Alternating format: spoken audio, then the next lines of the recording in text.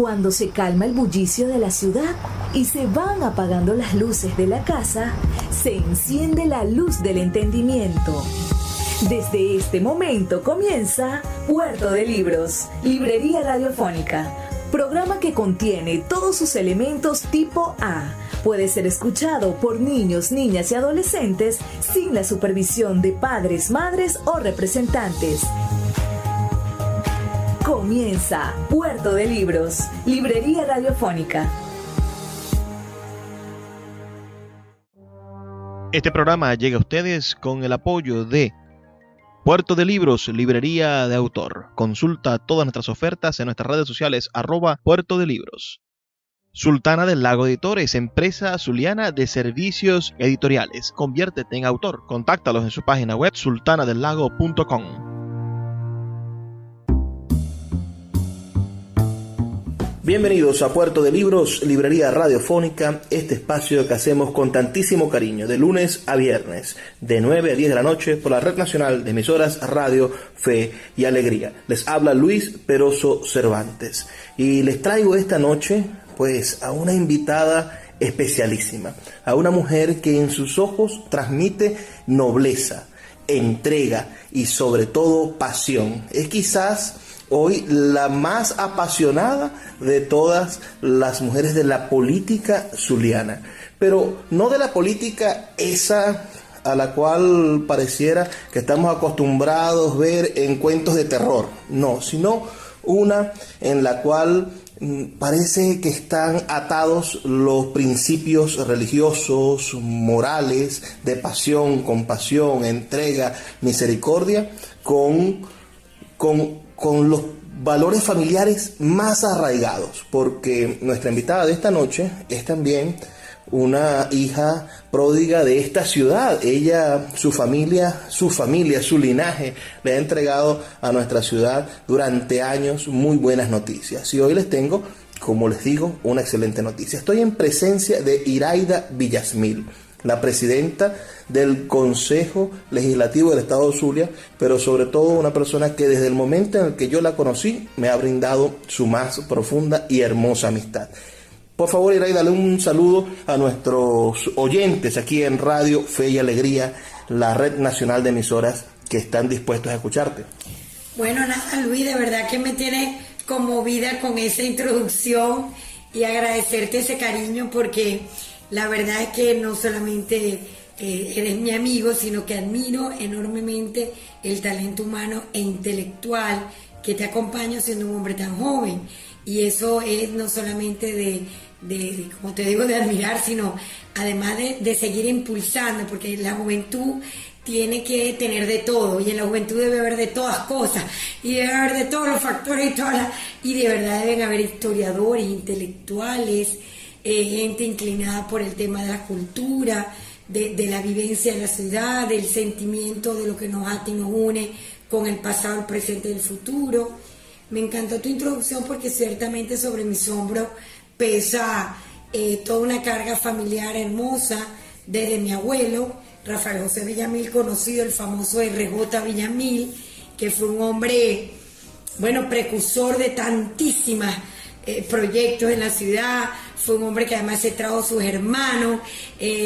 Jorge Villamil fue uno de los primeros presidentes del Consejo Municipal, y además con los primos y cuñados como don Manuel Belloso, que era como tío y primo, y con los jóvenes impulsaron todo, digamos, la vida comercial, productiva, de relaciones, porque se relacionaron muy bien con todas las personalidades que venían de los comerciantes que venían de los distintos países del mundo, americanos, alemanes, españoles. Crearon unas amistades que se volvieron como familia, hicieron los primeros clubes, los primeros proyectos económicos importantes, las primeras ventas de carros, las primeras líneas de cine, el primer hotel intercontinental. O sea, una Zulia que de verdad, de la mano de gente maravillosa, don Manuel Belloso, que era mi tío también, mi tío Carlos Julio Ampero, bueno, gente hermosa que vino a sembrar y a dar lo mejor para el Zulia, y lo que nos hizo se constituirá hasta un grupo zuliano de inversión, y sin duda alguna todo ese empujo lo resumió muy bien el doctor Fernando Chumaceiro, que además está casado con una tía mía, Olga Villamil. Lo resumió muy bien, siendo el primer presidente de Corpo Zulia, el pionero de Corpo Zulia, dijo en una frase exacta y que yo estoy volviendo a rescatar, que la riqueza del Zulia son los zulianos.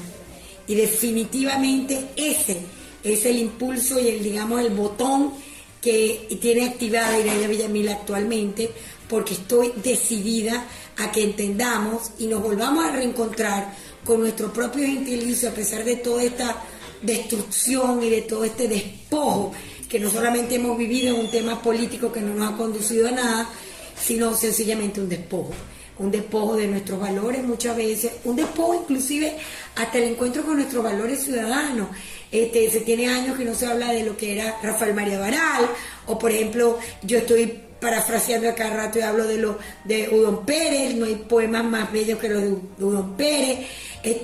Cuando me invitan como CLES a sesiones extraordinarias en municipios, rescatar los valores maravillosos. Descubrí en estos días, Luis, a ti que te encanta la historia, que en San Francisco, antes que se construyera el Gigante del Lago, el puente, Udón Pérez iba a ver allá con un gran amigo que era su compadre, Eulasio León, mejor dicho. Él era un piragüero que lo que hizo fue hacer una empresa de piragua, porque en esos 1930, 40 y 50, las piraguas de San Francisco se llenaban de plátano y venían al malecón cargadas de plátano y de mercancía. Y bueno, Eulasio le gustaba el poema y era literato, un piragüero, compadre de Udón Pérez, y dijo un verso preciosísimo que por aquí lo tengo, si quieres en algún momento te lo recito, hablando de San Francisco. Y estaba todo el mundo en shock, pero es que tenemos tantos valores que hay que empezarlo a desempolvar. Mi maravillosa Iraya, te voy a detener porque quiero que comencemos esta conversación por tu tierno inicio. Háblame, yo sé que en tu familia, tus tíos, ya tenían una vocación destinada a la política y al servicio público, es decir, a hacer de una concejalía, a hacer de un espacio de administración de poder público, un espacio para servir a la gente. Pero, ¿dónde nace el gusanito de Iraya Villamil? ¿Dónde comienza? Ella dice, yo puedo ser útil, yo puedo proponerme o yo puedo contribuir al desarrollo de mi ciudad y de mi estado.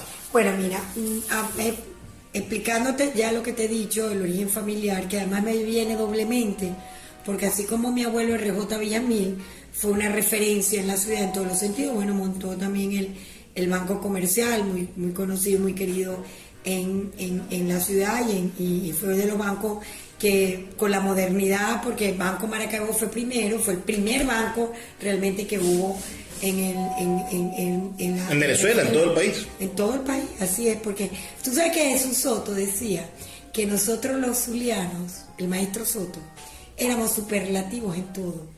¿Cómo es eso, maestro? Bueno, es que los zulianos con ellos no se puede hablar, porque es que mira, ellos son los primeros en todo.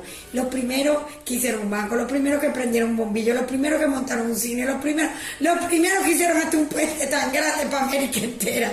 Y Radio y Fe y Alegría nació en Maracaibo. Correctamente, que ahora está extendida por toda Venezuela. Entonces, ese espíritu de pionero, pues lo trajeron tanta gente propia de la ciudad, como en mi caso de mi abuelo, que venía de Boconó. Imagínense, mi abuelo llegó con un burro, vendía huevos, eso era R.J. Villamil, y de ahí de joven empezó toda su actividad comercial hasta fundar el comercial R.J. Villamil, que fue famosísimo en el centro, y de ahí, bueno, todo lo demás en una historia, como ellos visualizaron el centro y cómo se pusieron de acuerdo los comerciantes, amigos unos con otros, de hacer del centro un punto de encuentro hasta con la arquitectura. Los Hércules del centro, que fue preciso de don Abo, gran amigo de mi abuelo. Después mi tío Manuel Belloso, que estaba casado con una sobrina de mi abuela. O sea, familias que se entrelazaban, no solamente por matrimonio y por relaciones familiares, sino porque tenían una mirada común en la Maracaibo que querían para sus hijos. Y en consecuencia esos viejos que eran muy fregados, yo me acuerdo de mi abuelo, mi abuelo imponía Papá Viejo imponía, o sea, tío Carlos Julio imponía, una gente bellísima. Y por supuesto le exigían a los hijos entender que lo que poseían y lo que teníamos en la familia se lo debíamos a un estado, a una ciudad a la que teníamos que devolverle de alguna manera. Así que de chiquito estábamos siempre involucrados con fundaciones, con actividades propicias en el tema de educación. Mi mamá, que también viene de un pionero, pero el Táchira, mi abuelo Pedro Felipe Villamil, fue un pionero, es lo mismo aquí, pero en San Cristóbal también primero en muchas cosas.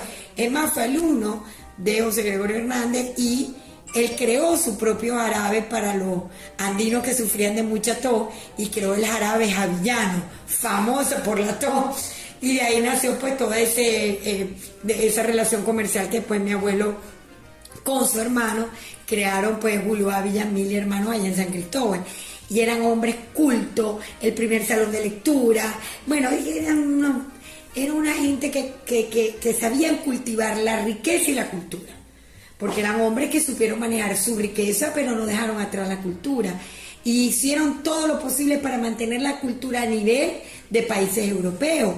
Aquí se hicieron tocatas, conciertos, se trajeron artistas de comienzo del siglo pasado a la altura de lo que se veía en Europa. Y por eso se fajaron en rescatar el Teatro Baral y de ahí los demás proyectos. O sea, el Zulia gozó de cosas tan extraordinarias que tuvimos hasta Carlos Gardel, pues. Voy a detenerte porque tenemos que hacer una pausa. Vamos a escuchar los mensajes de Radio Fe y Alegría. Las personas que nos escuchan pueden enviarnos sus comentarios al 0424-672-3597. 0424-672-3597. Con nuestras redes sociales, @Librería Radio en Twitter y en Instagram. Hacemos una pequeña pausa y ya volvemos con más de Puerto de Libros, Librería Radiofónica. Puerto de Libros, Librería Radiofónica, tu canal diario para encontrar nuevos libros. Con el poeta Luis Peroso Cervantes. Síguenos en @Librería Radio. Quiero hablarte de la mejor aplicación para creadores de podcast. Sí, me refiero a Anchor. Te ofrece un servicio completamente gratuito para subir tus archivos y distribuirlos globalmente. Puedes hacerlo desde tu teléfono o computadora. Y sin duda podrás obtener una fuente de ingresos pasivos para mejorar tu economía. Descarga la aplicación gratuita Anchor o ve a anchor.fm para comenzar.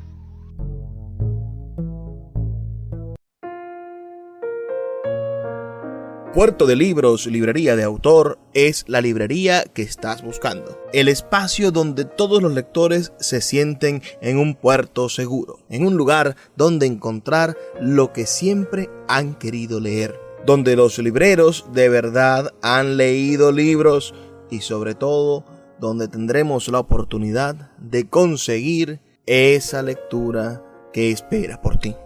Estamos en el Teatro Baral de Maracaibo. Y próximamente abriremos de nuevo nuestra sede en la Vereda del Lago. Pero puedes adquirir libros en todo el país a través de nuestra página web www.puertodelibros.com.be o nuestra cuenta de Instagram @puertodelibros. Puerto de Libros, Librería de Autor, la librería que estás buscando. El poeta Luis Peroso Cervantes le acompaña en Puerto de Libros, Librería Radiofónica, por Radio Fe y Alegría, con todas las voces. Seguimos en Puerto de Libros, Librería Radiofónica, este programa en el cual nos podemos encontrar con personas maravillosas. Y hoy estoy con un ser excepcional. Y no es porque hoy Iraida ocupe un cargo de representación popular, sino que yo tengo constancia de que ella siempre ha sido una dama dedicada a los demás, a entregarse en cuerpo y alma por los demás. Tenía un programa de televisión que espero vuelva, aunque sea un espacio semanal. Yo sé que ahora tienen más obligaciones que antes, pero se preguntaba Iraida todos los días por qué pasa lo que pasa. Sí. Es decir, y eran preguntas desde por qué pasa lo que pasa en una comunidad, o cuando nos tocó a nosotros, por qué pasa lo que pasa en la actividad cultural de la ciudad. Correcto. Es decir, indagando siempre.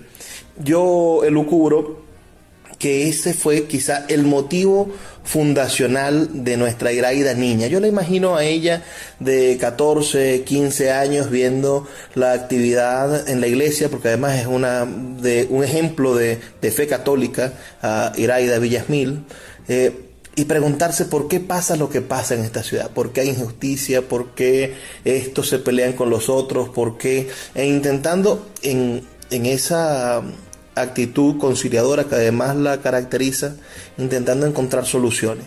Iraida, nos debes del segmento pasado la respuesta. ¿En qué momento de tu infancia, de tu juventud, o fue cuando estudiabas Derecho en la Universidad del Zulia, cuándo decidiste dedicarte a los demás? Es un cuento muy bonito. Te voy a decir por qué. Porque mi papá, que era un hombre amplísimo, mi papá y mi mamá, que son mi baluarte, mi modelo, y probablemente todos esos valores vienen, probablemente no vienen de ahí, porque ellos eran unos hombres de fe. Mi mamá y mi papá siempre, papi nos enseñó a rezar el rosario, por ejemplo, y rezaba un rosario por cada uno de sus hijos, y éramos 9. Wow. Y mi mamá, una mujer también muy inquieta, bueno, ya te dije que ayudó a muchas cosas culturales, ella motivó también la creación de los colegios AICE con mi papá y otros padres, ayudaron a la creación de la Fundación Casanay para ayudar a niñas, y después Pitaya, y bueno, promovieron muchas cosas con muchas tías y damas de esta ciudad inquieta por el mejor porvenir de mucha gente.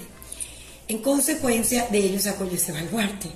Y ahí encuentro, bueno, mi papá era muy amplio, éramos tantos, la casa era el encuentro de todo el mundo ahí, y de pago y de amigos, y eso es famoso en la ciudad entre los amigos. Pero, y papi y mami, por ejemplo, eran muy liberales en el tema de que ellos nunca nos dieron no pueden fumar, o no pueden tomar, o no hagan tal. Siempre nos decían, si quieren aprender algo, aquí. Quieren aprender a fumar, con nosotros. Quieren aprender a tomar, con nosotros. Y en los temas después de esa liberación sexual y todo, papi nos hablaba con mucha claridad de sus hijas, y mi mamá pues era una mujer también muy clara y era muy deportiva, y en fin, una vida muy activa y muy movida y muy cultural también. Entonces cuando yo me gradué, yo le dije a mi papá, una época en mi vida yo le dije a papi que yo quería bailar flamenco, y mi papá dijo, no, esas fueron las dos cosas que a mí me prohibió mi papá. Bailar flamenco, me dijo, no, usted no habla de flamenco, porque si empiezo ahorita a taconear, quién sabe dónde la tengo que recoger taconeando por todos lados, que ya yo me la imagino taconeando por todos lados. No, yo tenía como 12 años. Me metieron en ballet, por cierto, con Marisol Ferrari. Adoré mi ballet también, y la experiencia con nuestra querida Marisol, que le dio tanto también a Zulia. Y lo otro fue que cuando me gradué, me dijeron, no, usted no va a estudiar en Luz. ¿Qué va? Si usted estudia en Luz, pasarán años para que se gradúe, porque usted termina, quién sabe, bueno, de guerrillera, de quién sabe qué cosa puede terminar como usted no va para Luz, usted se va. Bueno, y me hizo mi programa para irme un año a estudiar bien el inglés y tal, y después la católica, y después no en Caracas, en San Cristóbal. Bueno, justamente por este carácter mío tan extrovertido, diría yo, mi papá. Bueno, trataba de tenerme más en la mira. Tenía un abuelo, mi abuelo, que te digo, el papá de mi mamá, que también es otra historia ya, estaba deseoso de tener a su primera nieta, y para mí fue un gusto, fueron unos años hermosos con mi abuelo querido. Y pues fíjate tú, las dos cosas que papi no me dejó hacer en la juventud, las hice yo después de casada, que fue que a mí me encantó toda la vida el flamenco, y entonces ya con mis hijas chiquitas, mi marido bello, mi compañero de vida, me dijo, mira, vamos para que se inscriba a la niñita, y te pones tú también a taconear con Ada, Pipina, Ada Rafael, y bailaba flamenco. Yo me moría por bailar flamenco. Bueno, mi amor, fueron 7 años de taconeo intenso, con nombre artístico y todo, la yaya, y tú me ves yo en cualquier lugar, me monto mi taconeo, mi flamenco, porque es mi hobby además, lo disfruto. Y taconeo muy bien y muevo muy bien las manos, por cierto. Lo cierto es que además... ¿Y la otra prohibición que te prohibieron estudiar en la universidad? Para no terminar en el mundo político, quién sabe en qué cosa tal. Y mira dónde terminé, que ahí te tengo que contar que siempre inquieta, porque la que primero me toma la mano para una actividad social, aparte de las actividades apostólicas que hacíamos en el Opus Dei y en la iglesia, a mí me toma la mano una gran amiga que trabaja muy cercana con Cristina Former, Rosala Bortoni. Cuando yo me voy a San Cristóbal, Cristina Former, la señora Cristina Former, había ido a llevar su fundación Provive, porque los índices de aborto en el Táchira eran muy grandes, sobre todo por el tema de la frontera con Cúcuta. Y ella se percató de eso y se apareció y a mí me invitaron a participar. Y yo le debo mucho a ese trabajo que hice en Provive, que además me apasionó, me robó el alma, me encantó. Entonces de los 18 años ya yo estaba activa en una fundación hablando a las jóvenes sobre la importancia de no abortar y lo que hacíamos con los hijos. Y bueno, esa fue, digamos, mi primera experiencia. Después, pues, por supuesto, más activa con la Fundación Pitaya y Casanay, que es esa escuela de niñas que se la fundaron tía y señora de la ciudad, y estábamos muy involucrados en eso. Y ahí empezó la historia, pues dirá, siempre inquieta con cosas, hasta que se da el referéndum en la ciudad con respecto a los casinos. Y Ada, que ya era concejal, tenía una visión de lo que debía ser la permisología para los casinos, área tenía una visión. Y un día una primera comunidad me consiguió y me dijo, mira, estoy en este problema, ¿tú no me quieres ayudar a apoyar en esto? Y yo, bueno, vamos. Y fue la primera vez que se hizo un referéndum. ¿Ves? Volvemos al superlativo. Claro, la primera vez. No fue el referéndum contra Chávez, fue un referéndum que se hizo en la ciudad Maracaibo con el tema de los casinos y la permisología, y porque nosotros decíamos, no se deben aprobar a licencia loca cualquier hotel, cualquier lugar, habría un casino, sino que debería proponerse una ordenanza, una zona, estimular una zona. Bueno, esa es la concepción, vuelvo y te repito, de Rafali.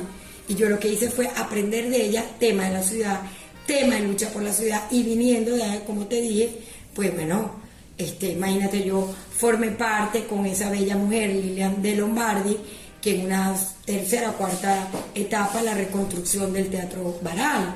Y ahí estaban todas mis tías, mi tía Marisa, mi tía Vilma, mi mamá, la fundación de todos los amigos del Teatro Baral, dirigido por la señora Lilian Lombardi, que además, bueno, marca toda esta inquietud por la cultura, por de ahí empieza a unir a moverse. Después de que yo estuve en esta fundación de Provive y Calle Casanay, me llama un día una comadre, que es sobrina de Edda Márquez, que yo le digo tía por cariño, para decirnos que traen para Maracaibo la fundación de los amigos del niño con cáncer.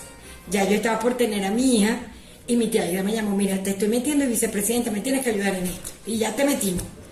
Y yo, tía, pero bueno, una vez te metimos. Y realmente nunca pensé lo que esa fundación iba a significar en mi vida, porque hay que ver lo que fue trabajar de la mano de la tía Aida en plena desarrollo. Para los que no conocen la Fundación del Niño con Cáncer, Amigos del Niño con Cáncer. Amigos del Niño con Cáncer de Maracaibo, es un sitio verdaderamente hermoso, con un proyecto arquitectónico gigantesco, todo lo hizo Fara, su hija, todo en visual. manos de ayudas de la empresa privada, correcto, ayudas internacionales, para darle momentos de alegría y salud a estos niños. Edgar Márquez le imprime una propia visión a la fundación desde el Zulia, y bueno, hasta el casa de albergue y todo, porque nosotros operábamos en el universitario en el 4º piso, y de ahí nos dimos cuenta, no tía, hay que ir a más. Y bueno, de ahí para más y para más. Y yo estuve vinculada siempre a la fundación. Después me llama mi tío Oscar Damper para que forme parte de la fundación del Bellas Artes. Entonces eran mis dos fundaciones, de la Niño Amigo con Cáncer, Amigos del Niño con Cáncer, y Fundación Teatro Baral. Que imagínate, estaba yo pero apasionada, porque era el lado de la salud con los niños y el lado de la cultura por el otro lado, que me encontraba con muchas cosas de mi querencia de niña, mi tía Lía, yo le decía a Víctor Valera, tío Víctor, gordo bello que adoré. Bueno, ese Soto tocaba guitarra en mis casas. Bueno, tuvimos el contacto con artistas, ¿qué les puedo decir? El Chino Hun, que yo vi un chino, yo creía que un chinito de Japón, y no, era el Chino Hun, porque yo era una niña, pues. Entonces, por supuesto, ahí me queda toda esa inquietud, y empiezo a ir a la vida profesional y además universitaria, a dar clases en la universidad, y ya se empieza a desarrollar la iraida profesional, abogada, intelectual. Formo parte de un grupo que desarrolla en la Universidad Católica, que fíjate, tiene su inicio, su semillero en Justicia para Todos, aquel fue un programa famoso de Julio Bore, que era el justiciero y tal, porque esa fue una fundación que crea Enrique Mendoza para ayudar a cédula, a la gente, los barrios y tal, con nada menos y nada más que con Pedro Luis España, que ayudaba a todos los estudios de sociología que acompañaba aquello. y él ya era un estudioso, era un joven, pavo, estábamos todos recién graduados, y yo estaba en Maracá. Entonces me iba para Caracas, pues me había graduado en la Católica de San Cristóbal. Y bueno, empezamos a tener interacción y se da el fenómeno de lo de Carlos Andrés, digamos, todo lo que vivimos ya en la etapa de universidad. Vivimos también toda esa etapa del golpe de Estado, vivimos la aparición de Chávez y empezamos a estudiar el fenómeno político de Chávez. Te voy a detener allí porque hay que hacer la pausa para escuchar los mensajes de Radio Fe y Alegría, pero por allí me gustaría que siguiéramos la conversación. Es decir, la manera en la que Iraida Villasmil se ha parado frente a la propuesta del socialismo, que ya vemos lo que ha hecho toda esta izquierda en el poder, la manera en la que han defenestrado los bienes públicos, la manera en la que el país, que era un país de progreso a principios de este milenio, bueno, hoy tiene muchísimos más retos, no solamente los retos del milenio que podrían tener cualquiera de las otras naciones, sino que nos encontramos con un país que debemos construir entre todos. Entonces, esa historia, esa Iraida que batalla estos últimos 20 años y que hoy te coloca como la primera magistrada, la primera representación, la primera autoridad legislativa del Estado Zulia. Por cómo llega hasta aquí, esa es la pregunta que vamos a responder. ¿Por qué pasa lo que pasa? Se preguntaba Iraida, y nosotros los invitamos a que nos envíen sus comentarios al 0424-672-3597. Ya volvemos. Síguenos en @Librería Radio. Sultana del Lago Editores es una empresa zuliana de servicios editoriales. Nuestro catálogo tiene más de 100 títulos de autores nacionales e internacionales. Además, somos la única editorial que presta servicios de impresión bajo demanda en Maracaibo. No necesitas invertir en grandes tirajes. Tus lectores pedirán tu libro, nosotros lo imprimiremos y tú obtendrás regalías. Por ello, también editamos internacionalmente en Amazon y Google Play Books. Conoce más en nuestra nueva página web www.sultanadelago.com o siguiéndonos en Instagram como @sultanadelago. El poeta Luis Peroso Cervantes le acompaña en Puerto de Libros, Librería Radiofónica, por Radio Fe y Alegría, con todas las voces. Seguimos en Puerto de Libros, Librería Radiofónica, nuestro tercer segmento con la bellísima Iraida Villasmil. Los que tengan teléfono inteligente, computadora, ustedes colocan ese nombre y van a ver la sonrisa resplandeciente como el catatumbo de nuestra presidenta del Consejo Legislativo. Qué cariño. Iraida, fuiste testigo de la transformación política de este país. Tiene los tiempos, como la novela Cumbre Borrascosa, sí, tiene los tiempos borrascosos del país. En los años 90, yo era un niño escolar y no podía entender lo que pasaba en la nación. Tú, por el contrario, estabas en tu periodo universitario en los años 90. Eres de esa generación que vio caer el gobierno de Carlos Andrés Pérez en medio de los intereses que tenía Carlos Andrés de transformar la política macroeconómica. Después eres de la generación que ve a Rafael Caldera cometer sus errores, pero también intentar enderezar el timón y hacer un gobierno más amplio, porque en ese gobierno, se le dio cabida a mucha gente. Nosotros como juventud, te voy a decir algo, y lo tengo que decir responsablemente, yo nunca había estado vinculada a la política, porque además la Católica es una universidad que el tema político de nuestra época se tocaba en pinza, muy en pinza. Es más, yo tuve una grave amonestación en la Católica de San Cristóbal cuando se murió Betancourt. Unas cosas que pasaron ahí de protesta, de ignorancia política, también tiene que ver. ¿Tú crees que parte del problema de la manera en la que los militares... No, yo creo que el problema arranca porque se perdió la narrativa. Hubo una generación, yo diría muy la nuestra, como todo en la vida, pareciera una época que si tú no te volvías monja o sacerdote, no podías ser un buen cristiano. Entonces, la política que venía con una narrativa de los 40 años muy bien hecha, con todos sus defectos, con todos sus problemas. Pero digamos, empezó a romper su narrativa cuando empezó la Venezuela Saudita, Carlos Andrés, el primer periodo, y se apoderó de nosotros. Salimos de la lucha y las reivindicaciones sociales a de repente ser un país rico. Dejamos de pelear en contra de Pérez Jiménez por la corrupción y nos convertimos en un aparato corrupto. Yo no diría de nada de eso, sino yo diría que se perdió la visión. Y Arturo Larpriti lo decía cada rato. Yo no era chama y me encantaba ver su programa Amigos Invisibles. A mí la voz de ese tipo no entendía lo que hablaba, pero me encantaba cómo hablaba ese viejo.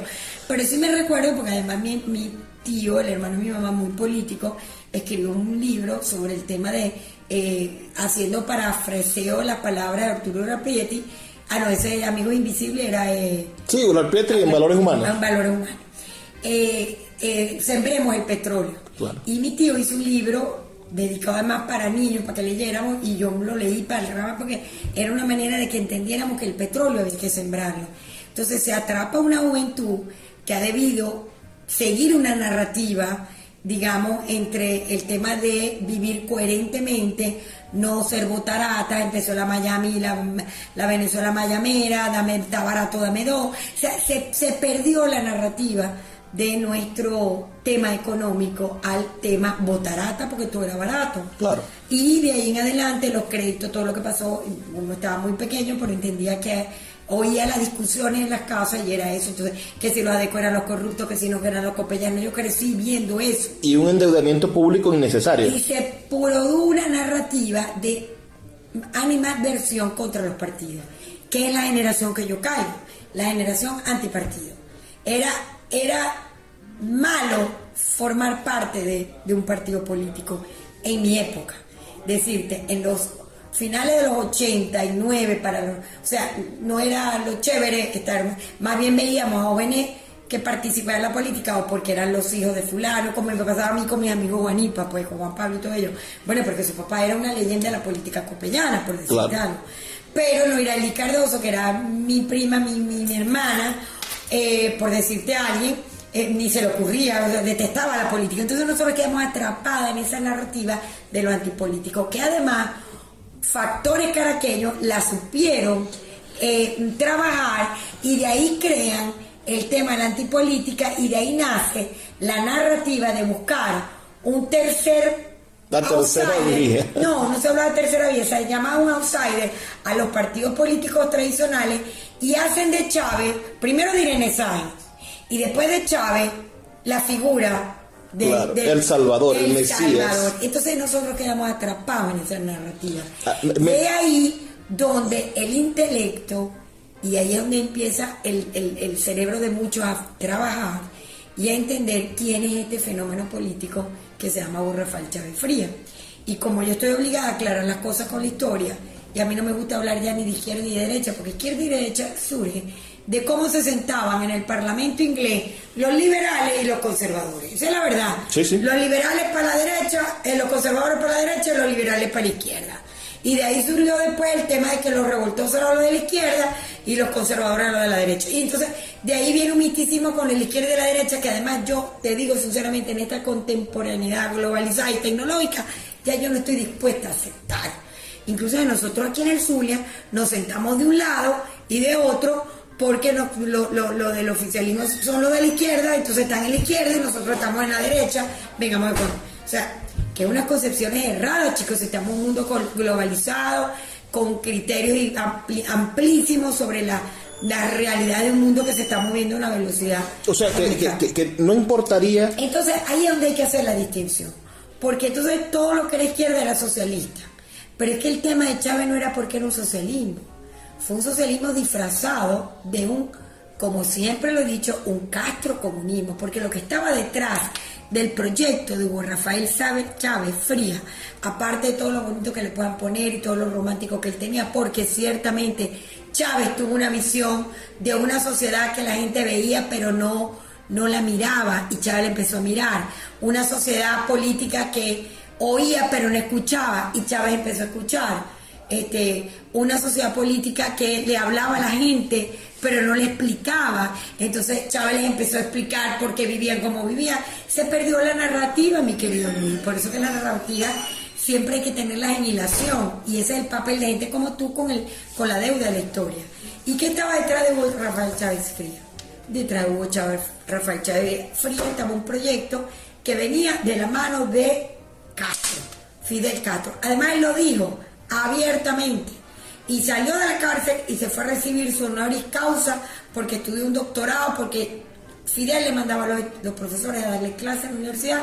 De eso hay a biografía escrita, lo dice Arias Cárdenas, lo dice su compañero de celda, y realmente Chávez era un apasionado, un amante de Fidel. Es más, casi que yo te pudiera decir que sustituyó su figura paterna por la de Fidel Castro, porque lo de Chávez por Castro era más allá de una admiración normal, ¿no? Yo tengo mucha admiración, por ejemplo, por Manuel Rosales y su capacidad de manejo político y bueno, es para nosotros un modelo, y se ha constituido ahorita en estos tiempos de la posmodernidad, de la poscontemporaneidad, en un referente de la política venezolana, especialmente la zuliana.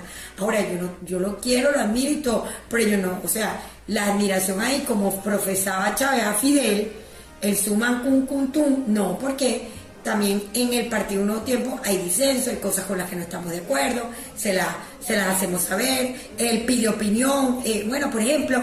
La democracia, sí, es un demócrata. Que el gobernador es una persona tan amplia que cuando toma una decisión la ha pensado y la ha consultado con media humanidad. Además, todo el mundo sabe que se maneja con encuestas, porque hasta se maneja con el tema de la encuesta. Entonces, frente a esas realidades, un tipo que lo que quiere es aplicar un modelo del ídolo de todas las generaciones, como fue para Chávez, Fidel Castro, y lo dijo, vamos a navegar al mar de la felicidad cubana.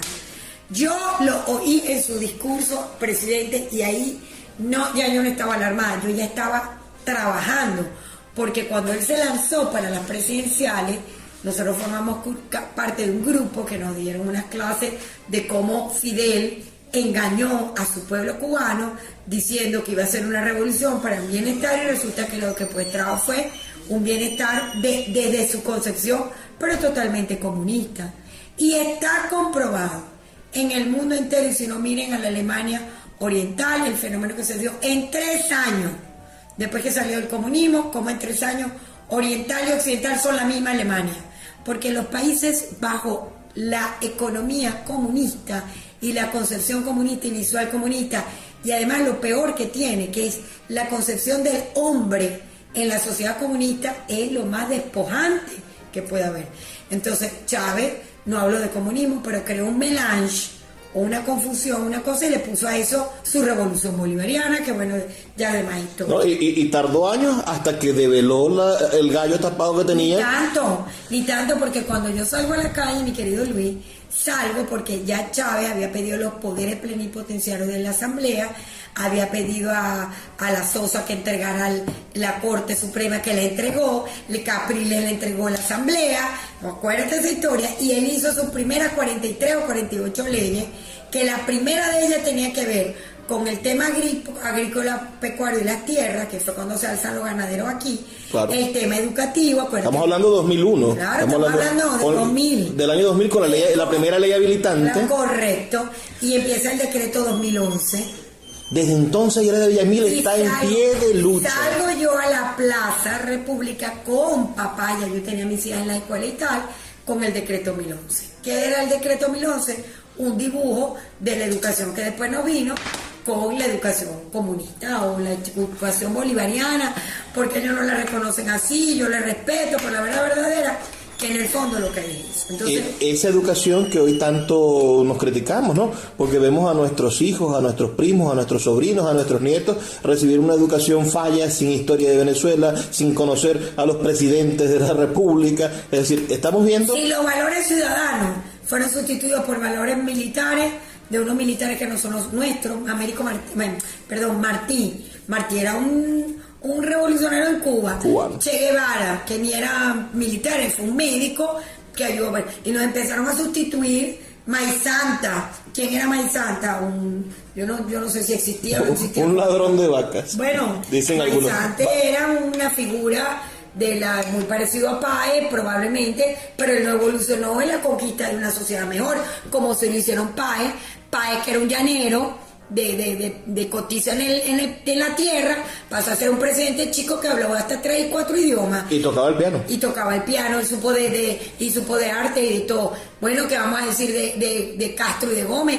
Castro, que viene de la hazaña del Táchira, porque se da toda esa hegemonía andina, que culmina con Castro y con Gómez, eran gente que venían de las haciendas, pero hay que verle la cultura que tenían. Vamos a hacer una pausa, Iraida, de nuevo.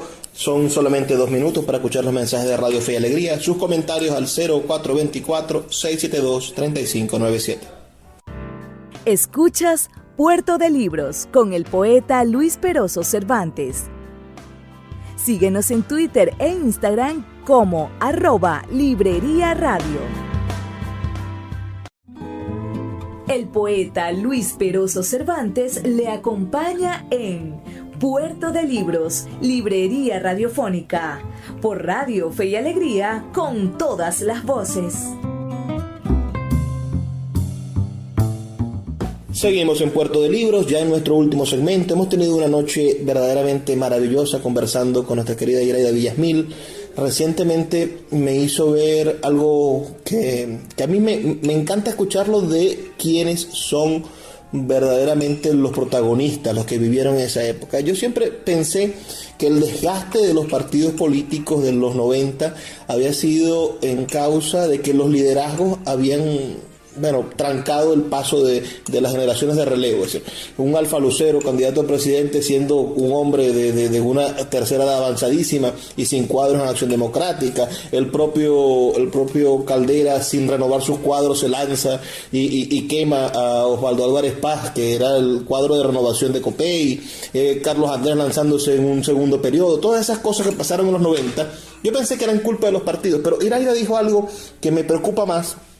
Y es que parece que hubo una generación de líderes, de profesionales, de hombres y mujeres que tenían 20, 30 años en los 90 y que se sintieron alérgicos a la política. Claro, porque efectivamente eso fue una realidad. No le abrieron paso generacional a los nuevos valores, digamos, jóvenes. Yo me acuerdo cuando se dio el conflicto entre Osvaldo Álvarez Paz y Eduardo Fernández. Me acuerdo después del conflicto de que Caldera se va de su partido. O sea, fueron cosas que vivimos. Entonces, ¿uno qué hizo como joven? Dios mío, ¿qué les pasa a esta gente? ¿Qué sucedió aquí? ¿Qué se perdió en todo esto? Entonces, él crea, en medio de esos espacios que ese liderazgo no reconoce lo que está pasando, no hay renovación de cuadros, la juventud menos veíamos la oportunidad. ¿Por qué? A mí me preocupa, Iraida, que pase eso en la actualidad. Es decir, algo que a mí me da terror es pensar que los jóvenes digan la única oportunidad que tenemos es irnos del país. Qué bueno que lo tocas, porque ahora ya Cumbre Borracosa la dejo atrás, porque ya todos hemos vivido todo lo que se ha vivido, sino que consulten en YouTube y vean todo lo que hemos vivido hasta esta nueva realidad. Hemos tirado el juego 3 veces, inmadurez política, realidad. Mira, lo que se ha vivido en este país es muy duro. ¿Cuánto duró la independencia, Luis? Desde 1810 hasta 1830, 20 años para podernos configurar. Ajá. ¿Y cuánto ya llevamos con esto? 20 años. 22. Vamos para 22. Claro. O sea, ya este tema político, revolucionario, chavista, bolivariano, que se quiera poner, tiene más tiempo que lo que Bolívar tardó en conquistar. Fundarnos como república, conquistar otras naciones, crear lo que fue la Gran Colombia, todo lo que se hizo en 20 años. Y miren lo que estamos nosotros, en un franco retroceso. Por eso es que yo no me voy, como dice también nuestro gobernador, no nos podemos detener a contemplar el pasado sin entender que ahora tenemos que mirar con claridad el futuro actual, en donde hemos aprendido, hemos madurado, hemos llorado, hemos enterrado gente, hemos sufrido, jóvenes que se nos han ido, hemos vivido las calamidades de los servicios públicos, una cosa más loca que un Estado que fue pionero en el tema petrolero y pasa a ser este estado de muerte. Donde no hay gasolina.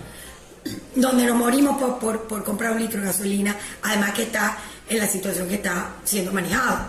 pero que además nos matamos la industria, matamos la gallina huevo de oro, que creíamos que eso nunca más podía pasar. Pasó en estos 20 años. En vez de construir, se destruyó. ¿Y qué nos toca ahora como generación? Volver a empezar. Lo hicieron la generación del pasado, lo hicieron las generaciones de la posguerra, lo hizo Japón después de 2 bombas nucleares, no una, 2 bombas. ¿Por qué no vamos a poder nosotros? Claro que vamos a poder, y por eso que es tan importante este momento histórico político, donde tú ves un CLEI, que lo digo con mucho orgullo, la mitad de nuestros legisladores, por no decirte la gran mayoría, son gente joven, primera generación. Es más, toda la bancada de la unidad, entramos por primera vez a ser diputados al Consejo Legislativo principales. El único que había sido principal es Edgar Antunes. Pero los otros 8, que somos 9, estamos estrenándonos como principales. O sea, hay verdaderamente un nuevo liderazgo político que está naciendo para esta nueva década que comienza. Y en eso el gobernador ha sido muy atinado, porque él benefició el pacto de la unidad por encima de muchas cosas y poniendo su mirada en cuadros jóvenes. Rafael en la alcaldía, un muchacho joven. Tú te pones a ver los cuadros de los alcaldes, tú te pones a ver el cuadro de Gustavo Fernández, que ha calado tanto, de Cheo Mosquela en la costa oriental, el mismo Eli Ramón. O sea, si tú te pones a ver Mazul en Cabima, tú te pones a revisar y tú dices, y no te quiero contar de los más jóvenes que tenemos en Simón Bolívar, en Lozada, me explico, que tú vas viendo pero ¿cómo de lado y lado. ¿Cómo le hablamos, Iraida, al joven venezolano que hoy tiene entre sus planes irse del país? ¿Cómo le decimos a esa generación, mira, súmate al cambio político? Porque así como tu generación hace 20 años, en los 90, decía, no, yo no me voy a meter a político porque eso es un desastre. Hay muchos que dicen, no hay posibilidad de cambiar el país, así que yo no voy a hacer política en este 2022, en este 2023, yo no voy a meterme en eso, porque la única manera de progresar es irme del país. Bueno, ahí es donde tenemos que invitarlos a soñar con nosotros. Yo te tengo que decir que estoy fascinada de la cantidad de gente joven que me ha llegado aquí al CLE. Todos quieren un trabajo, todos quieren ayudar, todos quieren trabajar, todos quieren aprender. No nos importa el salario, no nos importa, queremos estar aquí a aprender. Ándate y mira el equipo de legisladores como José Javier Barbosa o José Caldera, o el de Justo Bermúdez, que viniendo de Cámara también es muy joven, o ándate a ver el de Otto Piñeiro, de Acción Democrática, otro joven, o Jover, que viene de BP, pura gente joven. El CLE está lleno de pura gente joven que va a emprender, que va a vivir, que va a compartir una realidad que yo espero que la podamos impregnar de buenas experiencias, nuevas experiencias. Lo que ha sucedido hasta ahora en el CLE lo hemos entendido. Tenemos 4 sesiones votando con unanimidad porque estamos comprometidos a la proyección de una visión compartida del rescate del Zulia, porque es que hay que salir a rescatar al Estado Zulia, y ellos lo saben mejor que nosotros. ¿Por qué? Porque indudablemente están viendo cómo están los hospitales, cómo están las escuelas, cómo están. Porque además vino un mundo también, que no todo se lo podemos achacar a la política venezolana y estos rollos, estas borrascas que hemos vivido, sino que ¿qué te pasa, hijo? El COVID nos cambió la vida. Claro. Y a un país que no estaba preparado ni para atender una emergencia, le cae una pandemia de esta, pues nos ha hecho a todos reflexionar y entender el valor dimensional que tiene la vida de un venezolano frente a una política pública que nos despojaron de todo. Entonces hay un compromiso generacional. Si no, entonces explícame el fenómeno Barinas, que tú agarras ahora a los barineses que dicen, nos inspiramos en el Zulia, que al Zulia le dijimos a los políticos caraqueños, no sé qué están pensando, pero nosotros vamos a elecciones, porque es la única vía que tenemos para salir adelante con proyectos políticos. No conozco otra, porque la otra no es la mía, que es una guerra, más enfrentamiento, más... No, aquí tenemos que ponernos de acuerdo para avanzar y salir de esta tragedia humana, social, educativa, médica, histórica, cultural, familiar, en todos los espectros. Hay una palabra que me molesta mucho, y este programa lo escuchan muchas personas fuera del país gracias a nuestra red de podcast, que estamos en más de 25 plataformas de podcast a nivel mundial. La palabra es cohabitar. ¿Qué puedes decirle a aquellos que acusan hoy a los políticos zulianos, a los políticos bereneses, a los de Nueva Esparta, que también se ganó Nueva Esparta, de cohabitar con el gobierno? Era una cosa de sentido común. Sentido común. ¿Qué hizo Churchill cuando vio que no tenía posibilidad de vencer frente al avance de la Alemania? Aplicó el sentido común. Yo no tengo cómo, porque si vienen a invadirnos, bueno, de alguna manera hay que estimular la fuerza del londinés. Y fue su famosa frase, bueno, de que no nos dejemos vencer, y si tenemos que pedirle a Dios, pidamos para que hasta oscurezcan las nubes, y no sé qué dice, tiene un discurso de esperanza dentro del sentido común de la aplicación de la política. Es decir, combinó la esperanza, es una cosa increíble, porque no le digo, no tenemos cómo defendernos, pero sí tenemos algo todavía, podemos rezar, pedir que venga la nube mientras terminamos a pertrecharnos. Y entonces uno en la vida tiene que aplicar el sentido común. Sentido común que tuvo Churchill. Había que unir a Stalin en el tema de avanzar para destruir un tipo que estaba destruyendo toda Europa, como era Hitler. ¿Y cuántas veces no lo veo escrito? Si no fuera por el sentido común que nos obliga a salir de esta atroz guerra, nunca me hubiera sentado a lo de Hitler, de Stalin. Y ahí está la foto, Rubén, y él tuvo que hacer la conexión de eso. Él, que no lo podía ver, pero ni en caricatura. Tener sentido común. Libraron la guerra, salieron los aliados y vencieron al invencible, porque hay que ver lo que era Hitler.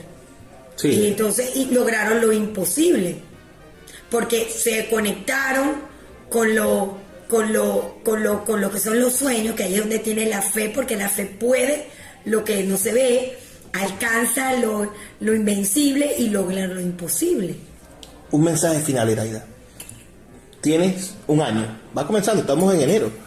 Tienes un año al frente del Poder Legislativo zuliano. Sí, me quedan 11 meses. ¿Qué proyectos tiene Iraida? Bueno, mira, yo estoy muy contenta porque el primer proyecto es rescatar el estado de ánimo de los zulianos. Y es por eso que yo dije que este iba a ser un CLE disruptivo, abierto, de puertas abiertas, para que además los alcaldes se sientan representados en cada uno de los legisladores que además los representan. Y hemos ido a distintos lugares. Cuando hubo problemas en la villa nos fuimos a apoyar a Eli Ramón, hicimos una sesión bellísima en Ciudadela para rescatar el valor de lo que fue Ciudadela y sus valores, que tuvo hasta el primer Banco Zulia, por cierto, de la mano de mi papá. Ciudadela hasta un banco fundó, a encontrarnos con esos valores que nos hicieron lo que nos hicieron hace 50 años atrás, o 20, vamos a hablar de los 20. Entonces estamos levantando el sentido, el espíritu ciudadano de lo que podemos hacer. Es decir, sí podemos y vamos hacia allá. ¿Y qué es lo que tenemos que dar como mensaje? Un mensaje de trabajo. Hay momentos en la fase de la historia que son muy difíciles. A nosotros nos está tocando como generación, pero bastante nos ha dado el país como generación, como para ser ahorita egoístas y no sembrar cara al futuro de los hijos que vienen, de los hijos que vendrán, de los nietos. Lo que hizo mi abuelo. Mi abuelo vino de un boconó que no había posibilidades, a buscar tierras nuevas. Y bueno, no era lo mejor. Y bueno, después de la guerra, y tú sabes, toda la guerra de secesión y todo lo que pasó en este país, hasta que una generación se paró y decidió, vamos para adelante. El pacto de punto fijo, que le dio también estabilidad política e institucional, visualizar hacia dónde va el país en los próximos 20 años. Bueno, todos esos pactos se quieren hacer desde el Zulia, porque el gobernador, eso fue lo que nos invitó a una campaña sin carro, sin real, sin recursos, con todo en contra. Sacamos una red, nos caían encima. A medida que avanzábamos, más nos caían encima. Pero nos invitó alrededor de una palabra mágica. ¿Sabes cuál fue? Dime. La esperanza. Vuelve la esperanza. Si tú tienes esperanza y fe en lo que puedes conquistar, vence lo invencible, logras lo imposible y alcanzas lo increíble. Y ese es mi mensaje. Con esperanza mirar el futuro para lograr esas 3 dimensiones. Porque si pudimos, y otras sociedades han podido, con una cuartica parte de lo que nosotros tenemos de talento humano, que eso es otra cosa que nos acompaña, vamos a lograr lo imposible en corto tiempo. Las palabras de mi amiga Iraide Villasmil. Y a todos ustedes que nos han escuchado hasta ahora, muchísimas gracias. Recuerden sus comentarios al 0424-672-3597 con nuestras redes sociales @Librería Radio. Les recuerdo que estamos aquí de lunes a viernes de 9 a 10 de la noche. Será hasta una próxima edición de Puerto de Libros, Librería Radiofónica. Por favor, sean felices, lean poesía.